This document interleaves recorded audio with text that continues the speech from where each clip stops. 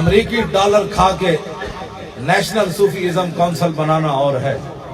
اور پرتھوی راج کے اونٹوں کے اندر جا کے مسلح بچھا کے لوگوں کو کلمہ پڑھانا اور ہے۔ کیوں جی؟ غزنی تو چل کے بھاٹی چوک مسلح ڈا کے کلمہ پڑھانا ہو رہا، یورپ دے ویزے لے کے اتھے جا کے ٹھنڈیاں فضاواں وچ رہ کے صوفی ازم منانا ہو رہے، قلعہ گوالیار دے وچ جا کے اذان دینا ہو رہے،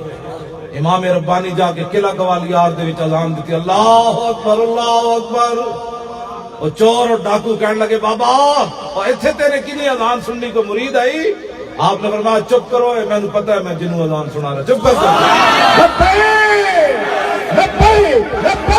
لبیک یا رسول اللہ، لبیک لبیک لبیک یا رسول اللہ، لبیک لبیک لبیک یا رسول اللہ، لبیک لبیک لبیک یا رسول اللہ، لبیک لبیک لبیک یا رسول اللہ، لبیک لبیک لبیک یا رسول اللہ، لبیک لبیک لبیک یا رسول اللہ، لبیک لبیک لبیک یا رسول اللہ، لبیک لبیک لبیک یا رسول اللہ، لبیک لبیک لبیک یا رسول اللہ، لبیک لبیک لبیک یا رسول اللہ۔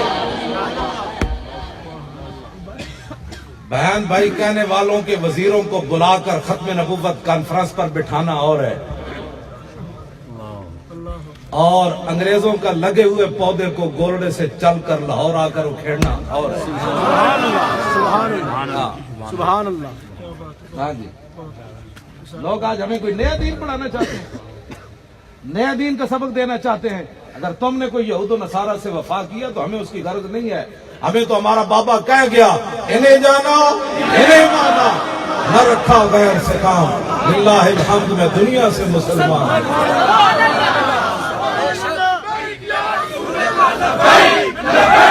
لبیک یا رسول اللہ، لبیک لبیک لبیک یا رسول اللہ، لبیک لبیک